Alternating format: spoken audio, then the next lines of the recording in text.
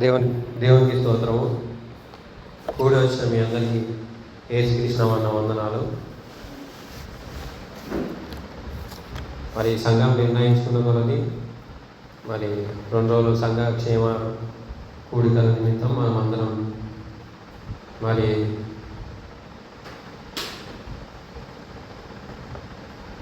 వాతావరణం అనుకూలించకపోయినా కానీ మనందరం దేవుణ్ణి స్తుతించడానికి మొగ్గు చూపాను. అందుని బట్టి దేవునికి స్తుతులు స్తోత్రాలు.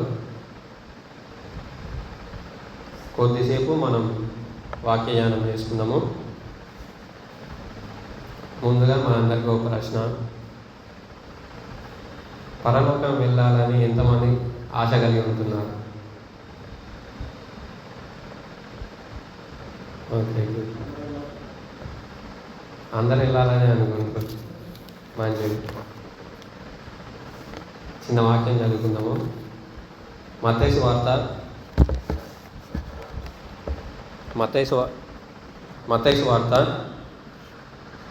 25వ అధ్యాయం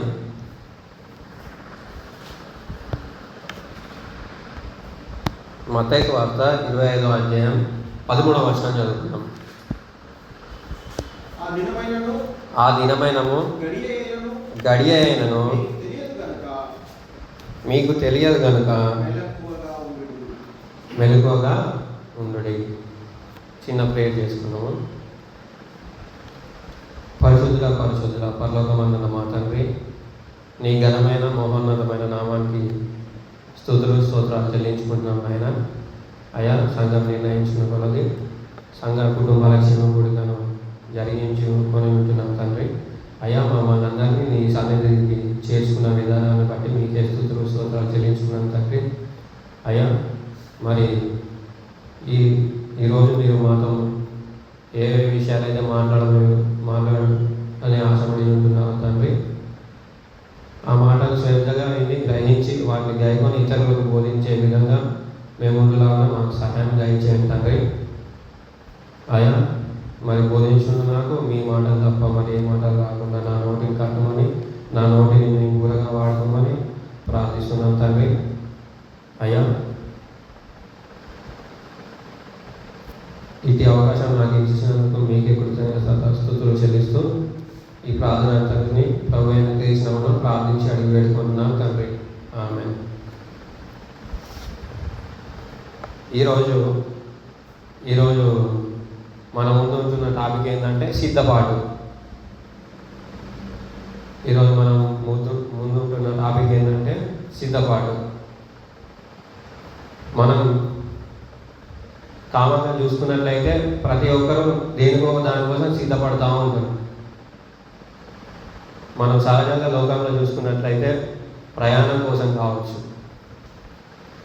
మనం ఏదన్నా ఊరికి వెళ్ళాలన్నా, లేకపోతే వెళ్ళిన దగ్గర నుంచి రిటర్న్ రావాలన్నా కానీ ముందే సిద్ధపాటు కలిగి ఉంటాం. టికెట్లు ముందే బుక్ చేసుకుంటాం. ఇంకా హిందువులు అయితే తిరుపతి వెళ్ళాలని అనుకుంటారు. వాళ్ళు ఒక 1 month 2 months నుంచే టికెట్లు బుక్ చేసుకుంటారు. అంటే వాళ్ళ సిద్ధపాటు కలిగి ఉంటారు వాళ్ళు. అలాగే పరీక్ష కోసం కూడా సిద్ధపాటు కలిగి ఉంటున్నారు. చదువుకునే స్టూడెంట్స్ ఉంటారు. వాళ్ళు ఏం చేస్తారు, సంవత్సరం అంతా చదువుకొని పరీక్ష కోసం సిద్ధపడతారు, ఎలాగైనా ఉత్తీర్ణత కావాలని. అలాగే స్పోర్ట్స్ పర్సన్స్ ఉంటారు, వాళ్ళకు కూడా స్పోర్ట్స్ టెస్ట్ ఉంటాయి, వాటి కోసం సిద్ధపడుతూ ఉంటారు. ఇక అలా చూసుకున్నట్లయితే మన లోకంలో ప్రతి దానికోసం మానవుడు సిద్ధపడుతూనే ఉంటారు. ప్రతి కార్యానికి ముందు దానికోసం సిద్ధపాటు అనేది ఖచ్చితంగా ఉంటుంది. అవునా కాదా? అదే పెళ్ళి అయినా ఫంక్షన్ అయినా ఏదైనా కానీ దానికి సిద్ధపాటు అనేది ఉంటుంది కంపల్సరీ. మరి బైబిల్లో ఎవరెవరు ఏ విధంగా సిద్ధపడ్డారు, కొందరి గురించి మనం తెలుసుకుందాం. బైబిల్లో ఎవరెవరు ఏ రీతిగా సిద్ధపడ్డారు అన్న విషయాలని మనం కొంచెం ధ్యానించుకుందాం.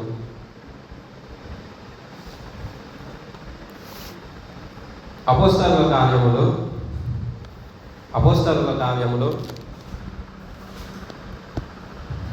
23వ అధ్యాయం 13వ వచనం 14వ వచనం చదువుకుందాం. అపోస్తలుల కార్యములు 23వ అధ్యాయం 13, 14 వర్షాలు చదువుకుందాం. వారు చదవండి. 40 మంది కంటే ఎక్కువ వారు ప్రధాన యాజకుల యొద్దకును పెద్దల యొద్దకును వచ్చి, మేము పౌలును చంపు వరకు ఏమీ రుచి చూడమని గట్టిగా ఒట్టు పెట్టుకొని ఉన్నాము. కాబట్టి అతనిని గూర్చి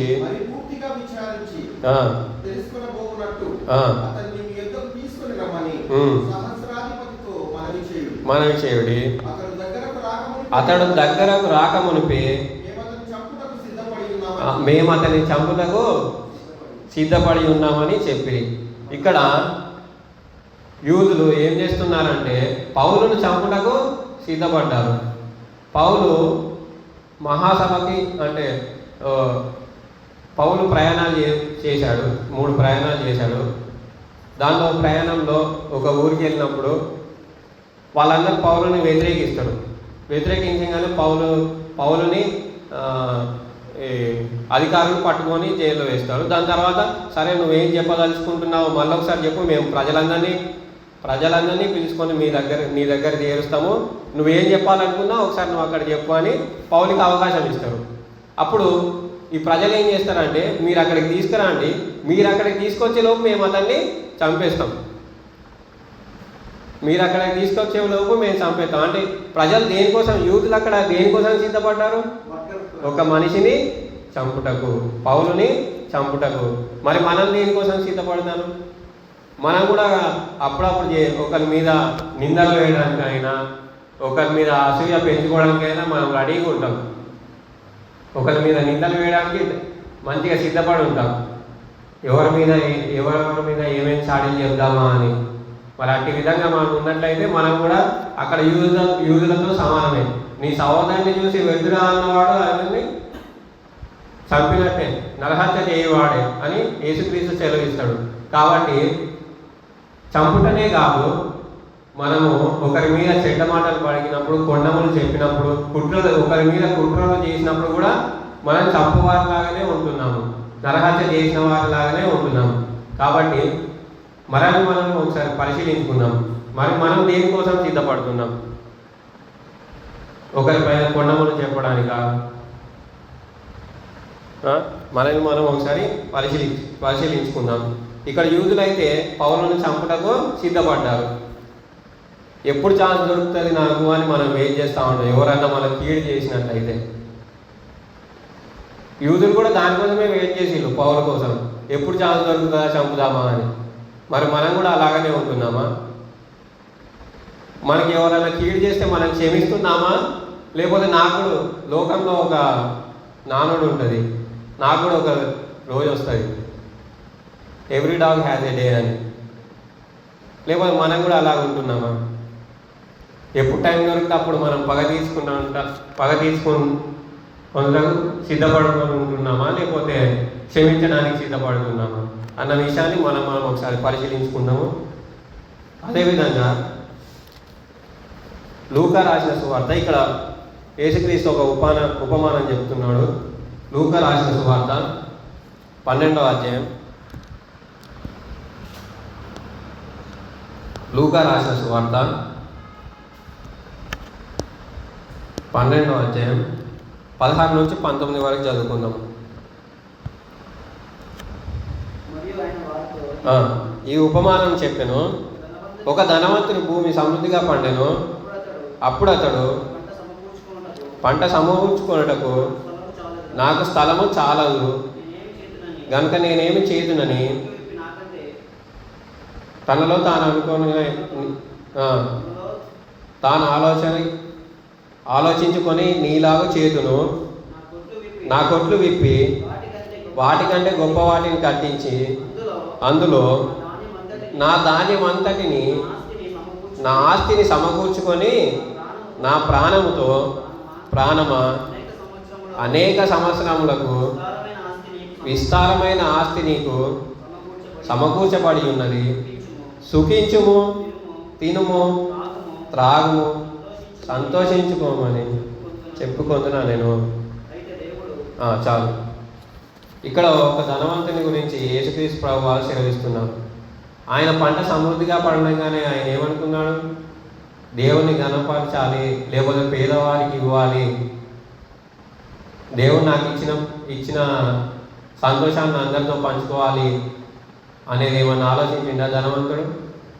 లేకపోతే దేవుడు నాకు ఇంత సమృద్ధిగా కలగజేశాడు కాబట్టి నేను ఆయన కృతజ్ఞతాస్తుతులు చెల్లించాలి, ధనవంతుని ఆలోచన అలాగుందా? లేదు. ఏ విధంగా ఉంది?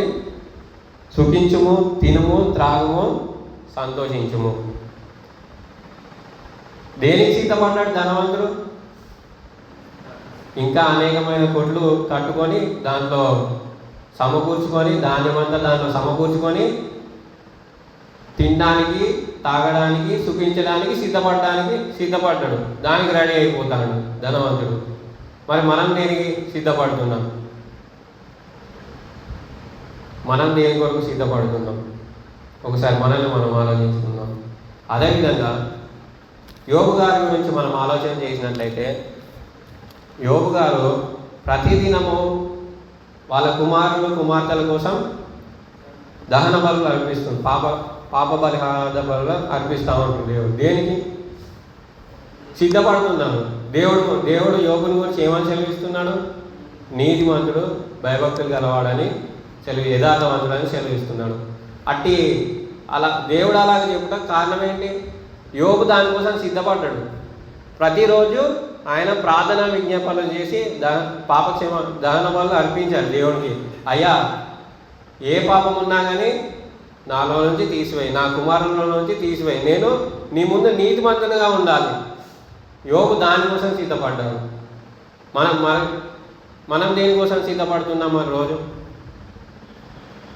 చంపుటగా, తినడానికా, తాగడానికా, సుఖించడానికా?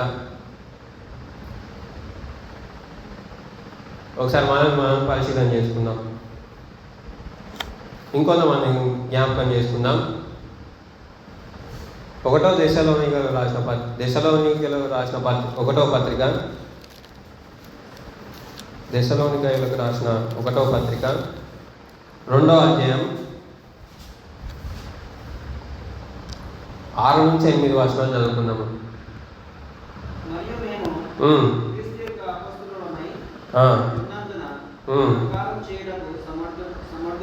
అధికారం చేయుటకు సమర్థులమై ఉన్నను మీ వలననే గాని ఇతరుల వలనే గాని మనుషుల వలన కలుగు ఘనతను మేము కోరలేదు. అయితే స్తనమిచ్చు తల్లి తన సొంత బిడ్డలను గారవించున్నట్లుగా మేము మీ మధ్యను సాధువులమై ఉంటిమి. మీరు మాకు బహుప్రియులై ఉండేది కనుక మీ అందు విశేష అపేక్ష గలవారమై దేవుని సువార్తను మాత్రము గాక మా ప్రాణములను కూడా మీకిచ్చుటకు సిద్ధపడి ఉంటిమి. ఇక్కడ అపోస్తలుడు పౌలు సెలవిస్తున్నది ఏంటంటే, మేము మీద అధికారం చేయటకు మేము అర్హులమే. అయినా కానీ మీ దగ్గర ఎలా ఉన్నాము? తల్లి దగ్గర కుమారుడు ఎలా ఉంటారో అంత వినయంగా మీ దగ్గర ప్రవేశిస్తున్నాం.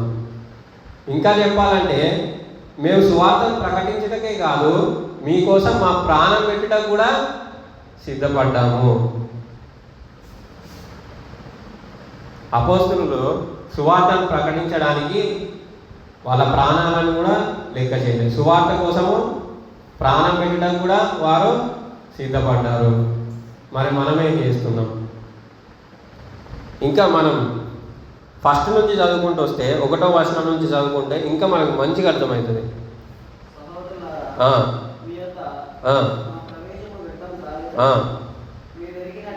మీరు ఎరిగినట్టే మేము ఫిలిప్పులో ముందు శ్రమపడి అవమానం పొంది ఎంతో పోరాటంతో దేవుని సువార్తను మీకు బోధించుటకై మన దేవుని యందు ధైర్యం తెచ్చుకోండి మీకు తెలుసును. ఆల్రెడీ ఒక ఫిలిప్పు దగ్గర సువార్త ప్రకటించినప్పుడు పౌలు శ్రమను అనుభవించాడు. ఆల్రెడీ ఒక ఊరికి పోతే అక్కడ శ్రమలు ఎదురైనాయి. అయినా కానీ మళ్ళీ వేరే ఊరి దగ్గరకు వచ్చి మేము అక్కడ శ్రమలు అనుభవించినాము, ఇక్కడికి వచ్చినాం, కానీ ఆ ప్రయాస వ్యర్థం కాదు. ఎందుకంటే మీరు యేసుక్రీస్తుని అంగీకరించారు అనే విధానంలో తెలియజేస్తున్నాడు. ఇంక చదవండి 3వ వచనం.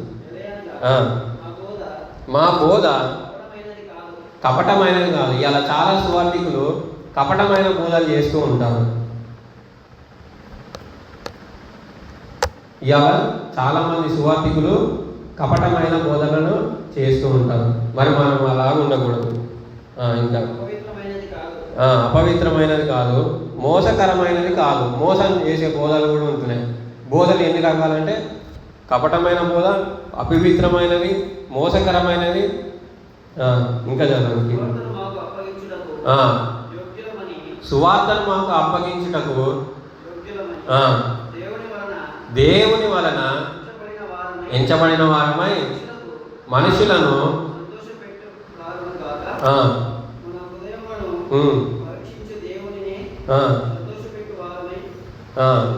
ఇక్కడ ఇంకా మనం గమనించినట్లయితే అపోస్తలులు ఎక్కడ ప్రజల్ని సంతోషపెట్టడానికి సిద్ధంగా లేరు. వినుచున్న ప్రజల్ని సంతోషపెట్టడానికి సిద్ధంగా లేరు, కానీ దేవుణ్ణి సంతోషపెట్టడానికి సిద్ధంగా ఉన్నారు. ఇంకా 7వ వచనం. 7 సారీ 5వ వచనం. ఇచ్చకప్పుడు మాటలు, సువార్త చెప్పేటప్పుడు లేకపోతే బోధ చేసేటప్పుడు ఇచ్చకపు మాటలు అంటే ఒకరిని మెప్పించే మాటలు. ఇతను గ్రేటు, వీళ్ళు గ్రేటు అని చెప్తూ ఉంటారు కదా, వాళ్ళ గురించి గొప్పలు చెప్తూ ఉంటారు. అదనమాట. ఇంకోటి ధనాపేక్ష కప్పిపెట్టు వేషమునైనను ఎన్నడూను వినియోగింపలేదు. కొంతమంది సువార్థికులకి ధనాపేక్ష ఉంటుంది, దాన్ని కవర్ చేసుకుంటారు, దాన్ని కప్పిపెట్టి వేరే విధాలుగా మాట్లాడుతూ ఉంటారు. అలాగ కూడా మనం బోధ చేయొద్దు అన్నమాట. ఇందుకు దేవుడే సాక్షి. మళ్ళీ మానవులు కాదు, వినే మానవులు కాదు సాక్షి, దేవుడే సాక్షి. దేవుడు ఎవరు? మన హృదయాల అంతరంగానే ఎరిగి ఉంటున్నవాడు. అంటే ఎంత ధైర్యం ఉంటే దేవుడే సాక్షి అని చెప్పాలి? ఒకసారి మనం ఆలోచించుదాము. దేవుడే సాక్షి చెప్పాలని, దేవుడే ఇగో నేను ఈ పాపం చేయలేదు దేవుడే సాక్షి అని చెప్పడానికి, నేను పుట్టినప్పటి నుంచి ఒక పాపం చేయలేదు దేవుడే సాక్షి అని చెప్పడానికి ఎంత ధైర్యం కావాలి? లేకపోతే నేను బోధ చేస్తాను ఒకరు నా కట్టుకోవడానికి కాదు, ధనం సంపాదించుకోవడానికి కాదు, ఇంకా మీ మీద అధికారం చెలాయించడానికి కాదు.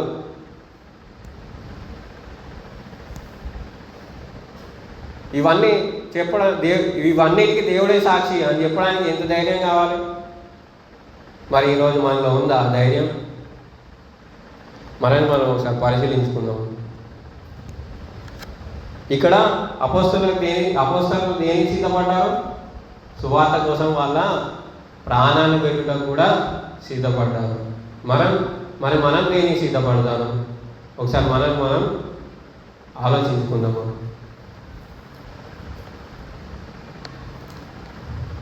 మనకు ఇలా సిద్ధపాటు అనేది లేకపోతే, మానవుడికి సిద్ధపాటు లేకపోతే, దేవుని అందరి భయభక్తులు కానీ సిద్ధపాటు కానీ లేకపోతే ఏంటి మనకు వచ్చేది ఏంటి అన్నది ఒకసారి మనం జ్ఞాపకం చేసుకుందాము. లూకా రాసిన సువార్త 12వ అధ్యాయం. లూకా రాసిన సువార్త 12వ అధ్యాయం 41 నుంచి 47 వరకు చదువుకున్నాము.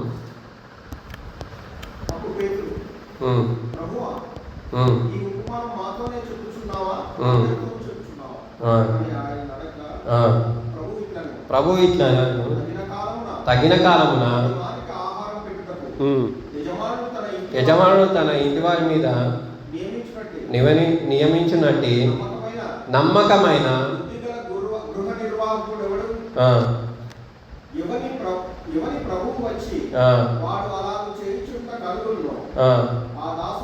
ఆ దాసుడు ధన్యుడు.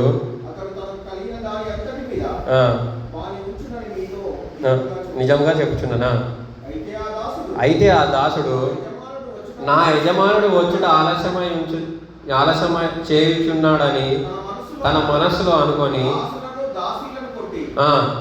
తిని త్రాగి ఆ. మత్తుగా ఉండసాగితే ఆ. వాడు కనిపెట్టని దినములో ఎరుగని గడియలోను ఆ. ఆ దాసుని యజమానుడు వచ్చి వాని నరికించి నమ్మకస్తులతో వారికి పాలు నియమించును. ఆ, తన తన యజమానుని చిత్తం ఎరిగి సిద్ధపడక ఆ, అతని చిత్తము చొప్పున జరిగింపక ఉండే దాసునికి అనేకమైన దెబ్బలు తలుగును. ఇక్కడ చాలు. ఇక్కడ 47వ వచనం మళ్ళీ ఒకసారి చదువుకున్నాము.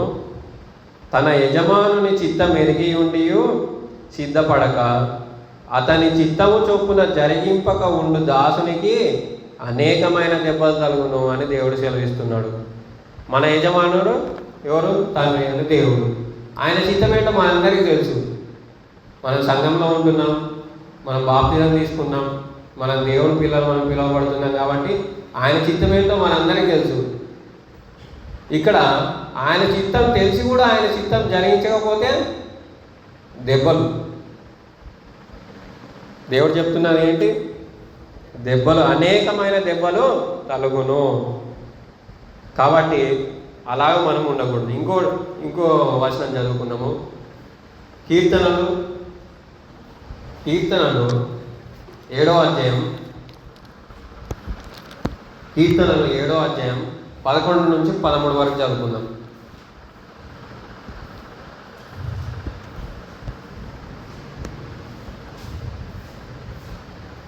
కీర్తనలు 7వ అధ్యాయం 11 నుంచి 13 వరకు. న్యాయమును బట్టి ఆయన తీర్పు తీర్చును. ఆయన ప్రతి దినము కోపపడు దేవుడు. ఒకడు మల్లని ఎడల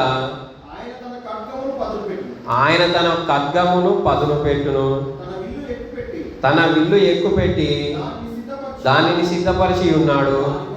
వాని కొరకు మరణ సాధనములను సిద్ధపరిచి ఉన్నాడు. తన అంబులను అగ్నిబాణములుగా చేసి ఉన్నాడు. చాలు. ఇక్కడ దేవుని చిత్తం ఏంటో ఎరిగి ఉన్నాడు, పాపంలో పడి ఉన్నాడు, కానీ మళ్ళీ తిరగట్లేడు దేవుడి వైపు. అదే 12వ వచనంలో చెప్తున్నాడు, ఒకడును మల్లని ఎడల. ఒకవేళ తిరిగి మళ్ళీ దేవుని దగ్గర రాకపోతే, లేకపోతే తిరిగి మళ్ళీ సిద్ధపాటు జీవితం లేకపోతే ఏం చేస్తున్నా అంటున్నాడు దేవుడు? ఖడ్గంను సిద్ధపడుతా అంటున్నాడు తన కోసం. ఎవరెవరైతే సిద్ధపడలేరో వాళ్ళ కోసం దేవుడు ఖడ్గాన్ని సిద్ధపరుస్తా అంటున్నాడు. ఇంకా తన విల్లు అతని వైపు గురి చూస్తున్నాం. దేవుడు విల్లు ఎక్కుపెట్టు అంటే ఏంటి? గురి చూడటం, టార్గెట్ అదనమాట. అలాగే అది ఎలాంటి బాణాలు? అయ్యి అగ్ని బాణాలు, మామూలు బాణాలు కాదనమాట, అగ్ని బాణాలు. ఫస్ట్ వచనంలో మనం చూసుకున్నది ఏంటంటే అనేకమైన దెబ్బలు తగులుతాయి సిద్ధపడకపోతే. ఆయన సిద్ధం ఎరిగి దాని ప్రకారం సిద్ధపడకపోతే అనేక దెబ్బలు తగులుతాయి. అదేవిధంగా ఆయన ఖడ్గాన్ని సిద్ధపరుస్తాడు, అగ్ని జ్వాలలు వంటి బాణాలను కూడా సిద్ధపరుస్తాడు, ఇంకా మరణ సాధకములను కూడా సిద్ధపరుస్తాడు ఎవరెవరైతే సిద్ధపడలేరు. ఇంకో వచనం చూసుకుందాం. మత్తయి సువార్త 25వ అధ్యాయం 41వ వచనం. మత్తయి సువార్త 25వ అధ్యాయం 41వ వచనం.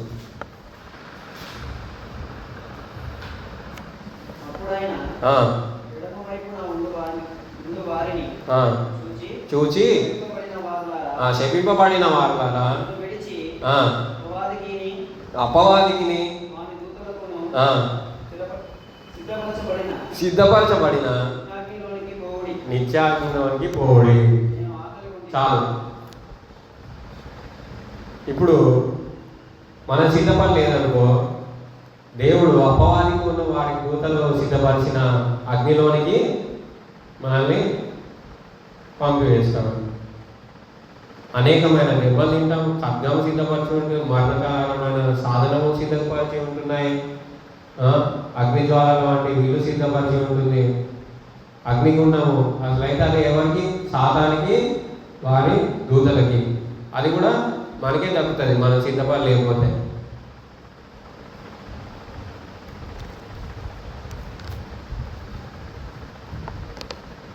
మరి ఎలాగ సిద్ధపడాలి,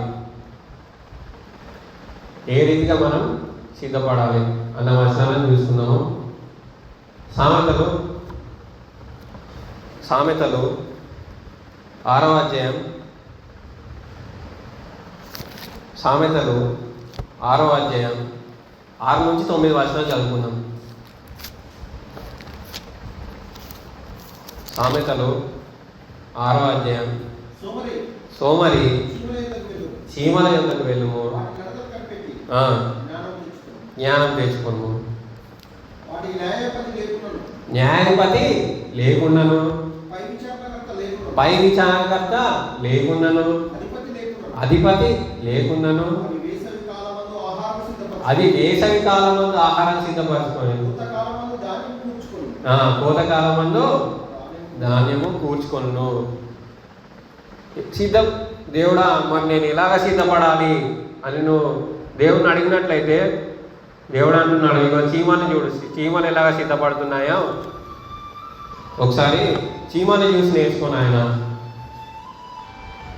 చీమలు ఏం చేస్తున్నాయంటే వేసవి కాలంలో, కోతకాలంలో ధాన్యమును సమకూర్చుకుంటున్నాయి. ఒకేలా అకాలం, వర్షాకాలం ఇలాంటివి వచ్చినప్పుడు అవి ఏం చేస్తున్నాయి, సమృద్ధిగా ధాన్యం సమకూర్చుకున్నాయి కాబట్టి అవి సిద్ధపడి ఉంటున్నాయి అని అర్థం. మరి మనం ఎలా ఉన్నాం? మరి మనల్ని కూడా ఫ్యూచర్ గురించి, మరి భవిష్యత్తు గురించి, చీమల గురించి నేర్చుకో. చీమలు ఎలాగ సిద్ధపడుతున్నాయో నువ్వు కూడా అలాగ సిద్ధపడని దేవుడు సెలవిస్తున్నాడు. మనం కొన్ని సందర్భాలు జ్ఞాపకం చేసుకున్నట్లయితే యోనా గారు నినేవే పట్టణానికి వెళ్ళారు. పట్టణం నాశనం అయిపోతుందని సెలవిచ్చారు, దేవుడు సెలవిచ్చినట్టు. నినేవే పట్టణస్తులు సిద్ధపడ్డారా లేదా? సిద్ధపడి అప్పటికప్పుడు గోనెపట్ట కట్టుకొని ఉపవాసం చేసి దేవుడి ఉగ్రత నుండి తప్పించుకున్నారు. వెంటనే సిద్ధపడ్డారు వాళ్ళు.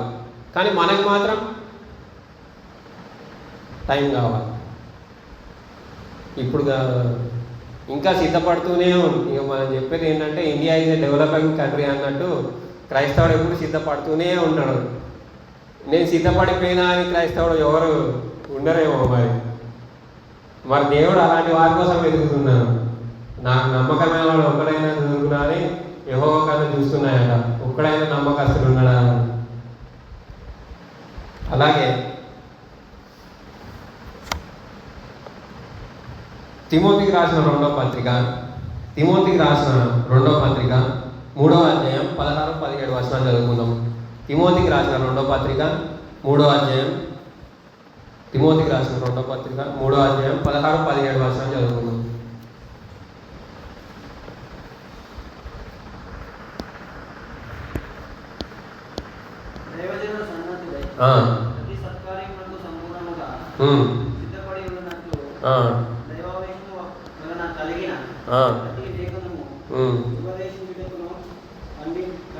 చాలు.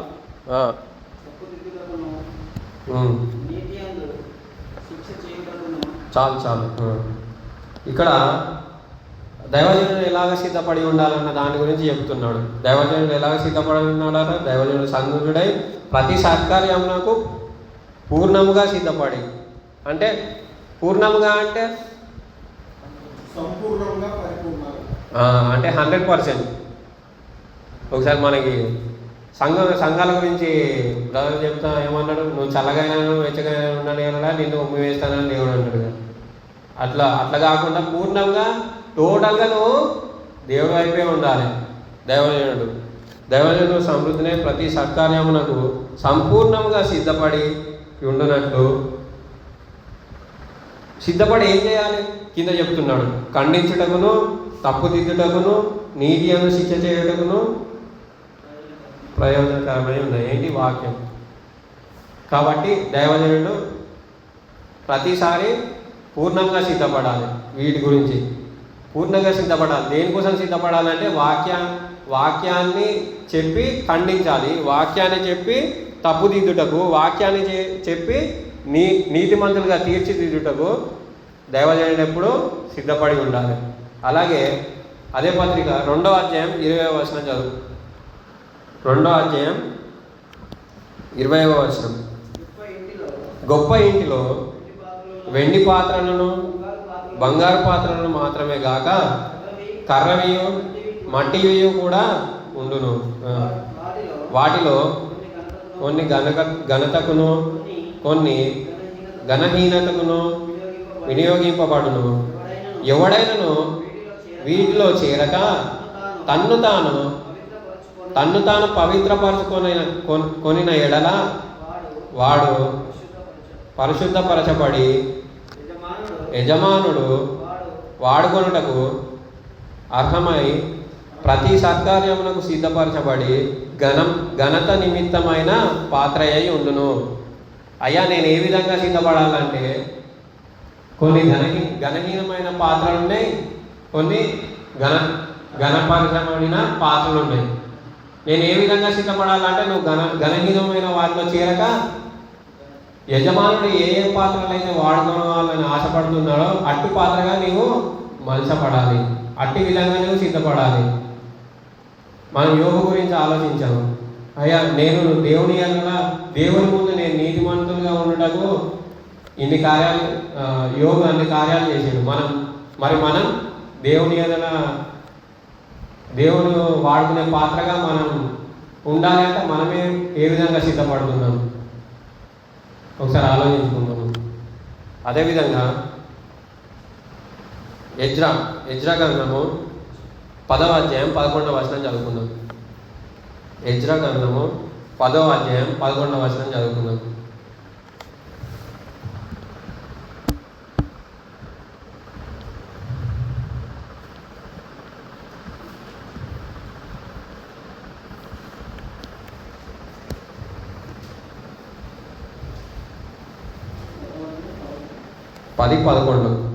ఎజ్రా 10:11 చదువుకుందాం. కాబట్టి ఇప్పుడు మీ పితరుల యొక్క దేవుడైన యెహోవా ఎదుట మీ పాపమును ఒప్పుకొని ఆయన చిత్తానుసారంగా నడుచుకోవడానికి సిద్ధపడి. చాలు. ఇక్కడ ఏమని సెలవిస్తున్నాడు అంటే దేవుడు ప్రవక్త ద్వారా, అయ్యా నేను ఏ విధంగా సిద్ధపడాలంటే ఫస్ట్ స్టెప్ ఏంటంటే ఏంటి? అయ్యా, ఫస్ట్ నీ పాపాలను ఒప్పుకో. నువ్వు ఇప్పటిదాకా చేసిన పాపాలన్నీ ఒప్పుకొని ఆయన చిత్తానుసారంగా జీవించటకు సిద్ధపడు అని దేవుడు సెలవిస్తున్నాడు. అదే సిద్ధపాటు అంటే ఏంటి?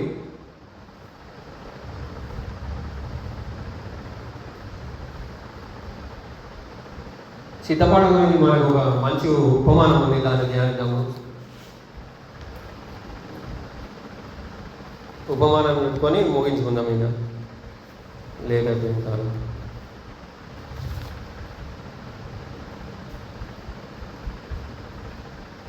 కన్యకల ఉపమానం.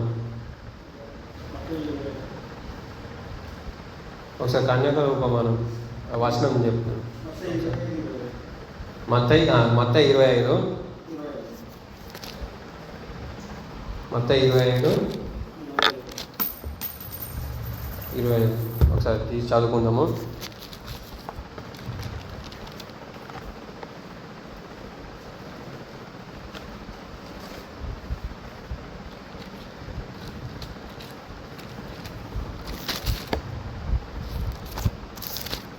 ఎవరైనా తీసే చదవాలి.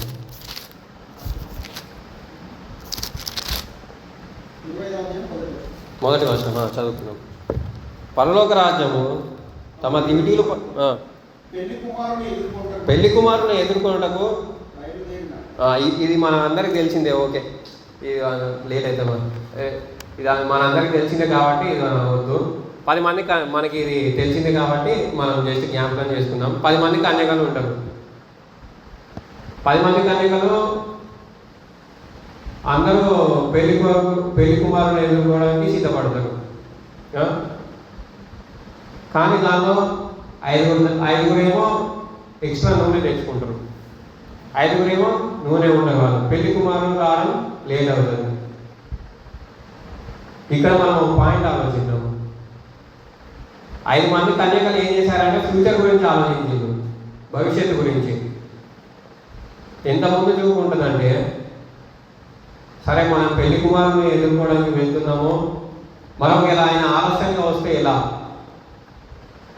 ఆయన ఆలస్యంగా వస్తే ఎలా అనేసి నూనెని ముందే సిద్ధపరచుకున్నారు.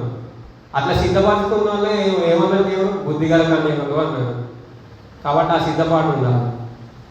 ఇంకా ఆయన ఏం చేశాడు, పెళ్లి కుమారుడు త్వరగా వస్తారులే అనుకున్నాడు, అవునా? కానీ పెళ్లి కుమారుడు ఇప్పుడు మన గురించి కూడా ఒకసారి ఆలోచిద్దాము. అప్పుడు కన్యకల్ని ఉపమానంలో కన్యకలు ఏమనుకున్నారంటే త్వరగా వస్తాడు కదా అని సిద్ధపడలేదు. 10 మందికి ఆశ ఉంది పరలోకం పోవాలని, సంఘంలో ఉన్న వాళ్ళందరికీ ఆశ ఉంటుంది పరలోకం పోవాలని. కానీ ఎంతమంది సిద్ధపడ్డారు, ఎంతమంది సిద్ధపడలేదు. సంఘంలో సగం మంది ఏమనుకున్నారంటే ఇప్పుడే వస్తారు కదా యేసుక్రీస్తు అనేసి తక్కువ నూనెని వాడుకున్నారు.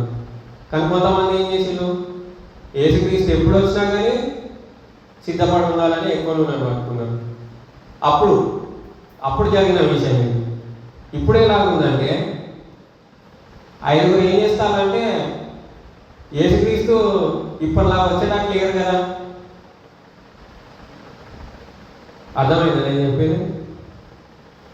ఉపమానంలో 10 మంది కన్యకల్లో బుద్ధి లేని కన్యకలు 5గురు ఏమనుకొని ఉంటున్నారంటే పెళ్లి కుమారుడు త్వరగా వస్తాడు కదా అనుకొని నూనెను సిద్ధపరచుకోలేదు.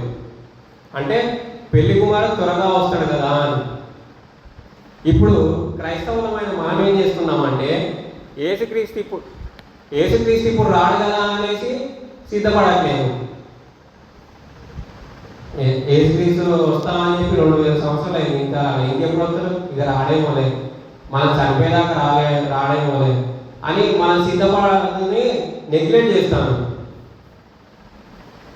అర్థమవుతుందని చెప్పింది. దానికి దీనికి డిఫరెన్స్. వాళ్ళేమో తొందరగా వస్తారని సిద్ధపడలేదు, మనమేమో లేటుగా వస్తాం కదా అని సిద్ధపడట్లేదు. మనం వార్తగా ఉండదు, బుద్ధిహీనమైన కన్యకలుగా మనము ఉండకూడదు. బుద్ధిగల కన్యకలు ఏం చేశారు, వాళ్ళు ఎప్పుడు వచ్చినా కానీ పెళ్లి కుమారుడు ఎప్పుడు వచ్చినా కానీ సిద్ధపడి ఉండాలి అంటున్నాడు.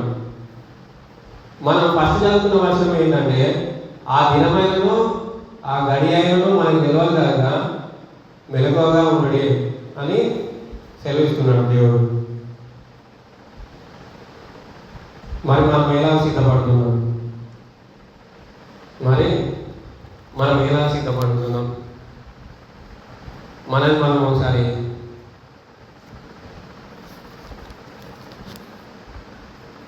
పరిశీలించుకున్నాము. అన్యులకు కూడా ఉంటుంది పరలోకం పోవాలన్నాడు, ఉండదా? మానవులమైన ప్రతి ఒక్కరికి ఉంటుంది, చనిపోయిన తర్వాత నేను పరలోకం పోవాలి. వాళ్ళది ఏదో మాట అనుకో, స్వర్గానికి వెళ్ళాలి. ఎవరు నరకానికి వెళ్ళాలని అనుకోరు, ఎవరు నరకానికి వెళ్ళాలని అనుకోరు, పరలోకానికి వెళ్ళాలని అందరూ అనుకుంటారు. క్రైస్తవులైన మనం కూడా అనుకుంటున్నాం ఏమని, పరలోకానికి వెళ్ళాలి అని. మరి మనకి వాళ్ళకి డిఫరెన్స్ ఏంటి?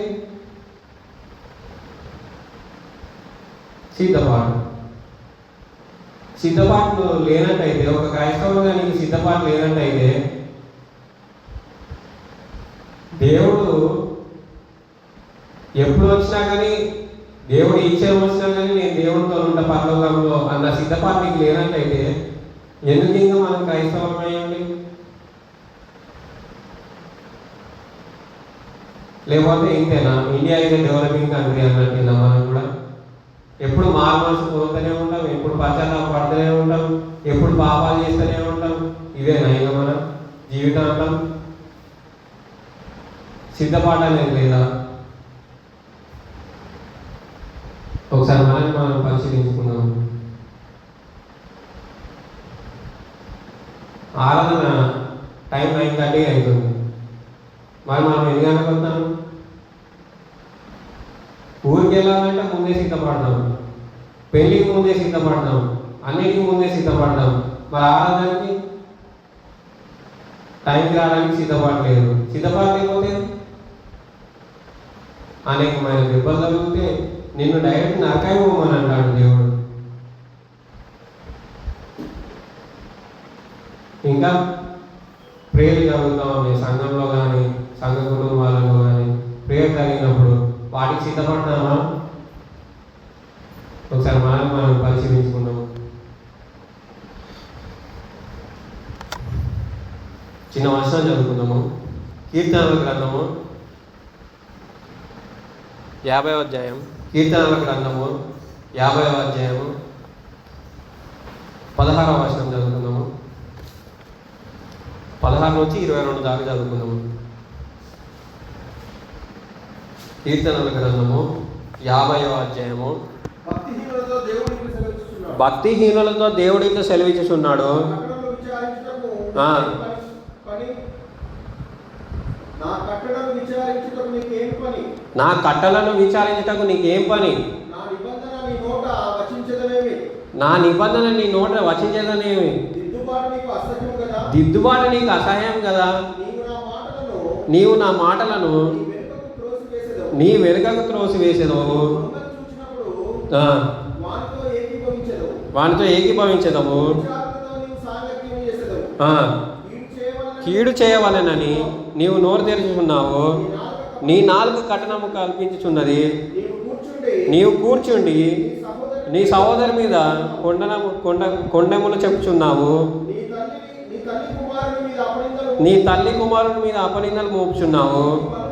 ఇట్టి పనులు నీవు చేసినని నేను మౌని అయిన ఉంటిని. అందుకు నేను కేవలము నీ వంటి వాడనని నీవు అనుకుంటివి. అయితే నీ కన్నుల ఎదుట ఈ సంగతులను నేను మరుగుగా ఉంచి నిన్ను గద్దించేదను. దేవుని మరచువారలారా, దీన్ని యోచించుకొనుడి.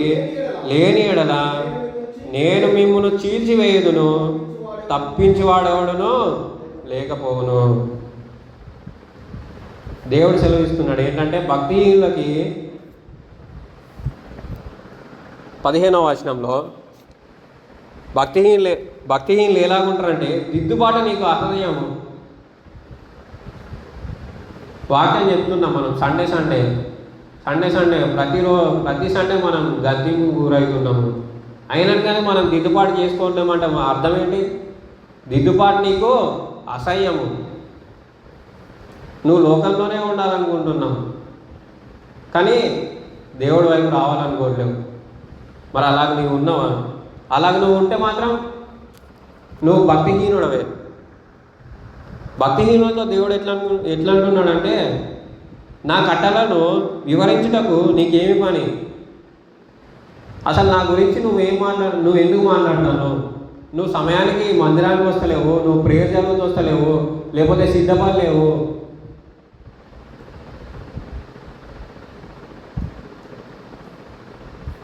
నీకేం పని నా గురించి మాట్లాడడానికి? నా నిబంధన నీ నోట వచించేదనేమి? జాగ్రత్త పడదాం ప్రియులారా. మరి అలాగ మనం ఉన్నట్లయితే దిద్దుబాటు చేసుకుందాం. మనము దిద్దుబాటు చేసుకుందాం. నోవాహు కాలంలో నోవాహు ఓడగట్టేటప్పుడు జైల్లో తినుచు త్రాగుచు సుఖించుచు పెళ్ళికించుకొనుచు ఉన్నారు. నోవాహు ప్రకటించాడు, అయ్యా రాండి, జలప్రయాణం రాబోతుంది, మరి ప్రపంచం అంతా అంతరించిపోతుంది, ఊళ్ళోకి ఎక్కండి అని. ఎవరైనా విన్నారా? ఎవరు వినలేదు. అందరూ నాశనం అయిపోయారు. లాస్ట్కి వచ్చి తలుపు తడితే ఏమైంది? టైం అయిపోయింది. ఆఖరికి సిద్ధపడ్డవారే బ్రతికారు. మరి నినేవే పట్టం ఎలాగ సిద్ధపడ్డారు, అలాగే యోనా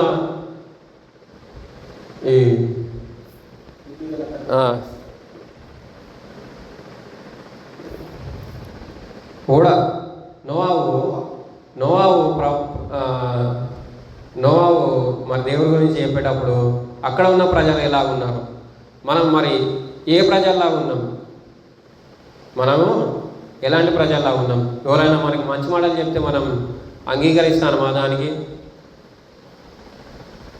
అట్లాగా మనం జీవిస్తున్నామా? లేకపోతే నీ మై లైఫ్ మై రూల్స్ అయినా? ఎప్పుడు మై లైఫ్ మై రూల్స్ అంటే దేవుడు ఏమంటున్నాడు? నీవు దిద్దుబాటు నీకు అసహ్యకరము, నువ్వు భక్తిహీనుడవు, నువ్వు నా గురించి అసలు మాట్లాడదని దేవుడు సెలవిస్తున్నాడు. కాబట్టి ఈరోజు మనం పరిశీలించుకుందాం, ఎలా ఉండాలి మనం? కలిగి ఉండాలా, లేకపోతే ఇన్ని రోజులు మనం ఎలా బ్రతికామో అలాగే ఉందామా? మనల్ని మనం ఒకసారి ఆలోచన చేసుకుందాం. మరి సిద్ధపడిన వారికి దేవుడు ఏమిస్తాడు అన్నది కొంచెం ధ్యానించుకొని ముగించుకుందాము. కీర్తనల గ్రంథము 31వ అధ్యాయం 19వ వచనం. కీర్తనల గ్రంథము 31వ అధ్యాయం 19వ వచనం చదువుకుందాము. కీర్తనల గ్రంథము 31వ అధ్యాయము 19వ వచనం. నీ యందు భయభక్తులు గల వారి నిమిత్తము నీవు దాచి ఉంచిన మేలు ఎంతో గొప్పది. నరుల ఎదుట నిన్ను ఆశ్రయించు వారి నిమిత్తము నీవు సిద్ధపరిచిన మేలు ఎంతో గొప్పది. చాలు. దేవుడు ఏమంటున్నాడంటే, ఇక్కడ దావీదు గారు ఏమని సెలవిస్తున్నారంటే, దేవుడు ఎలా మా భయభక్తులు కలిగి ఉంటున్నామంటే, దేవుడు నీకు ఎంతో మేలు దాచి ఉంచాడు. మేలు కలుగుతుంది మనకి, దేవుడి నుంచి మనకి మేలు కలుగుతుంది. అలాగే మత్తయి రాసిన సువార్త 25వ అధ్యాయం 34వ వచనం. మత్తయి రాసిన సువార్త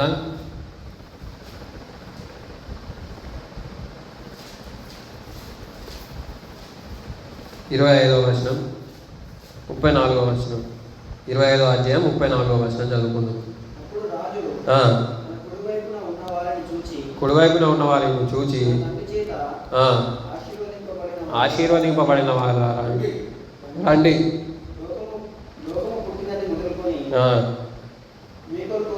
మీ కొరకు సిద్ధపరచబడిన రాజ్యమును స్వతంత్రించుకొనుడి. చాలు. యేసుక్రీస్తు ఏమని చెప్తున్నారంటే, మనము ఇలా సిద్ధపడి ఉన్నామంటే ఆయన మనకి రాజ్యాన్ని ఇస్తాడు, ఆయన మనకి మేలు కలుగజేస్తాడు. కాబట్టి మరి మనం ఎలాగుంటున్నాం? సిద్ధపడిన వారలాగుంటున్నామా? సిద్ధపడని వారలాగుంటున్నామా? సిద్ధపడిన వారమైతే దేని నిమిత్తం సిద్ధపడుతున్నాము? చూసాం కదా, యూదులు చంపుటకు సిద్ధపడ్డారు, ధనవంతుడు తినుటకు త్రాగుటకు సుఖించటకు సిద్ధపడ్డాడు. మనం కూడా అలాగే ఉంటున్నామా? దేవుని కొరకు దేవుని వాక్య నిమిత్తం సిద్ధపడుతున్నామా? మరి మనల్ని మనం పరిశీలించుకున్నాము. అన్యజనులకు మనకు ఉన్న వ్యత్యాసం ఏంటంటే సిద్ధపాటు ఒక్కటి మాత్రమే. నువ్వు ఆశ కలిగి ఉన్నట్లయితే నువ్వు అన్యజనులతో సమానమే. అన్యజనులకు కూడా ఆశ ఉంటుంది పరలోకం వెళ్ళాలని. నువ్వు సిద్ధపడతానే నువ్వు క్రైస్తవుడివి. మరి క్రైస్తవుడిగా కాదా? మరి మనల్ని మనం పరిశీలించుకున్నాము. సిద్ధపాటు అంటే 50-50 కాదు, చల్లగానైనా వెచ్చగానైనా ఉండాలి. మరి నొలి వెచ్చగా ఉండదు, జ్ఞాపకం ఉంచుకుందాం. మరి అలా ఉండడానికి ప్రయత్నిద్దాం. చిన్న ప్రార్థన చేసుకొని ముగించుకుందాం.